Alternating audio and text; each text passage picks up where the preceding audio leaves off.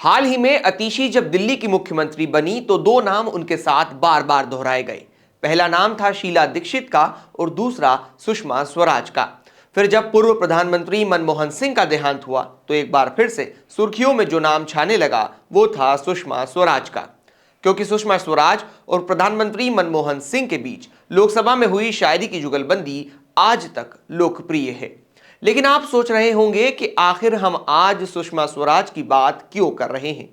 ज्यादा सोचिए मत, हम आपको सब कुछ बताएंगे, बस थोड़ा सा इंतजार कीजिए। हम सुषमा स्वराज की बात इसलिए कर रहे हैं क्योंकि आप ऑब्जर्वर पोस्ट पर देख रहे हैं सत्ताधीश, जहां हम दिल्ली के पूर्व मुख्यमंत्रियों की चर्चा कर रहे हैं। सुषमा स्वराज भी दिल्ली की पूर्व मुख्यमंत्री थीं। बढ़ते प्याज के दामों ने इन्हें मुख्यमंत्री पद तक पहुंचाया था। सुषमा ज्यादा दिन तो मुख्यमंत्री पद पर नहीं रह पाई, वो सिर्फ 52 दिन ही इस पद पर बनी रही और सुषमा के बाद आज तक दिल्ली में भाजपा का मुख्यमंत्री नहीं बन पाया है। तो चलिए हम आज के इस वीडियो में सुषमा स्वराज के ही सियासी सफर की बातचीत करते हैं।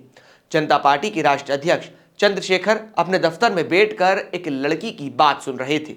25 साल की लड़की पंजाब यूनिवर्सिटी की जानी मानी डिबेटर, एक्टिविस्ट और वकील थी।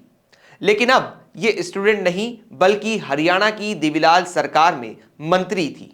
पंजाब यूनिवर्सिटी में पढ़ने वाली सुषमा शर्मा अब सुषमा स्वराज बन चुकी थी, क्योंकि उन्होंने अपने सहपाठी स्वराज कौशल के साथ शादी रचा ली थी। हरियाणा में शानदार राजनीति करने वाली सुषमा की इच्छा 1980 से ही दिल्ली आने की थी, लेकिन किस्मत उनका साथ नहीं दे रही थी। दिल्ली आने के लिए उन्हें तकरीबन 10 साल इंतजार करना पड़ा। सुषमा ने लगातार 1980, 1984 और 1979 के लोकसभा चुनाव में हार का सामना किया, पर हिम्मत नहीं हारी। इधर लालकृष्ण आडवाणी और अटल बिहारी वाजपेयी भी भाजपा के लिए दूसरी पंक्ति तैयार करने में जुट गए। सुषमा की संस्कृत, बात करने की काबिलियत और व्यवहार बीजेपी को संगठन के मकसद से मुफीद लगा। सुषमा को ओम प्रकाश चौटाला सरकार का मंत्री बने रहने के बजाय केंद्र में लाने का फैसला किया गया। राज्यसभा सांसद बनकर सुषमा दिल्ली आई, मगर मुख्यमंत्री का पद अब भी उनसे कुछ बरस की दूरी पर था। इधर 1993 में दिल्ली में भारतीय जनता पार्टी ने बहुमत हासिल कर लिया। बीजेपी को 70 में से 49 सीटें मिली। मदन लाल खुराना के सिर पर ताज सजाया गया, लेकिन 1996 में जैन हवाला केस में मदन लाल खुराना का नाम सामने आने के बाद उन्हें सीएम पद से इस्तीफा देना पड़ा। खुराना की जगह साहिब सिंह वर्मा मुख्यमंत्री बने। साहिब सिंह अपनी जड़ें मजबूत कर रहे थे कि मदन लाल खुराना को हवाला केस में क्लीन चिट मिल गई, जिसके बाद उनके समर्थक फिर से उन्हें सीएम बनाने की मांग करने लगे। दोनों नेताओं में टकराव साफ देखा जा रहा था। इसी बीच दिल्ली में प्याज की कीमतें आसमान छूने लगी। 1 किलो प्याज का दाम 60 से 80 रुपए किलो हो गया।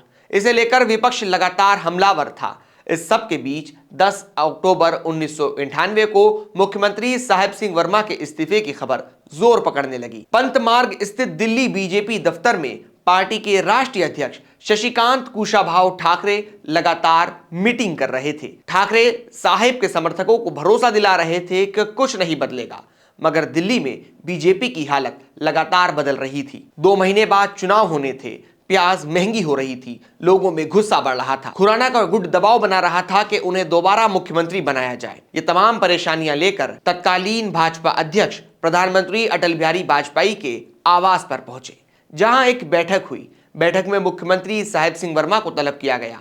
कमरे में प्रधानमंत्री के अलावा भाजपा अध्यक्ष कुशाभाऊ ठाकरे, तत्कालीन गृह मंत्री लालकृष्ण आडवाणी, राष्ट्रीय महासचिव वेंकैया नायडू, प्रमोद महाजन, अरुण जेटली और अटल सरकार के 2 मंत्री शामिल थे। ये दोनों मंत्री दिल्ली से सांसद थे।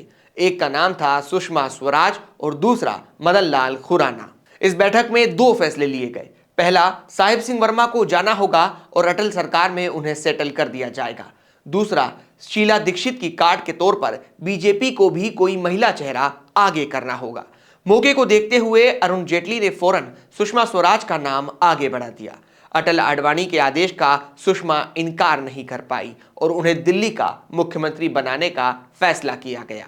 12 अक्टूबर को एक सादे से समारोह में दिल्ली के लेफ्टिनेंट गवर्नर विजय कपूर ने सुषमा को मुख्यमंत्री पद की शपथ दिला दी। अपनी पहली मीटिंग में ही सुषमा ने साफ कर दिया कि केंद्रीय नेतृत्व के कहने पर कैबिनेट मंत्री का पद छोड़कर आई हूं, मेरे बाद जिसे दिल्ली पर दावेदारी रखना हो वो काम करता नजर आए।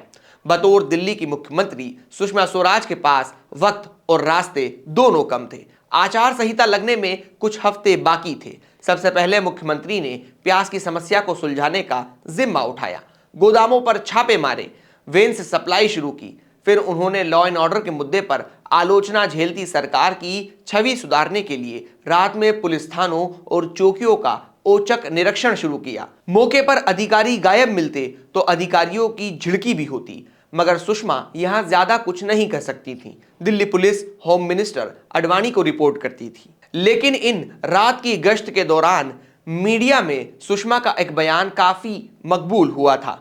उन्होंने कहा था, मैं जाग रही हूं, दिल्ली की जनता को डरने की जरूरत नहीं है। मैं ना सोऊंगी, ना ही किसी पुलिस अधिकारी को सोने दूंगी। सोने की गुंजाइश थी भी नहीं। चुनाव का ऐलान हो चुका था। बीजेपी की गुटबाजी चरम पर थी, जिससे उसका हाल बुरा हुआ था। पंजाबी वोटर नाराज थे क्योंकि खुराना मुख्यमंत्री नहीं बनाए गए। जाट वोटर नाराज थे क्योंकि साहिब सिंह वर्मा को जाना पड़ा, मगर सुषमा जुट गई। उन्होंने खुद अपनी लोकसभा की होसखास विधानसभा सीट से पर्चा भरा। सुषमा अपनी सीट पर बमुश्किल 2500 वोटों से जीती और भाजपा 49 से घटकर 15 सीटों पर समेट गई। शीला के नेतृत्व में कांग्रेस ने 70 में से 38 सीटें हासिल की। सुषमा ने अब तक पार्टी हाईकमान की बात सुनी थी, अब हाईकमान को फैसला सुनाने का वक्त था। उन्होंने होसखास सीट से इस्तीफा दे दिया और अपनी लोकसभा सीट बचा कर रखी। वो वापिस केंद्र की राजनीति में लौट गई। इसके बाद सुषमा के कई किस्से हैं। सोनिया गांधी के सामने बेल्लारी से चुनाव लड़ा, राज्यसभा के रास्ते, फिर अटल सरकार का हिस्सा बनी।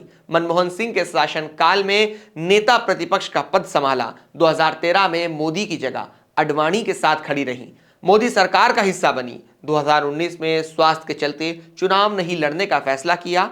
अगस्त 2019 में 370 हटाने पर आखिरी ट्वीट किया। 6 अगस्त 2019 को अंतिम सुर्खी सुषमा से रिलेटेड आई, जिसमें कहा गया, सुषमा अब नहीं रही।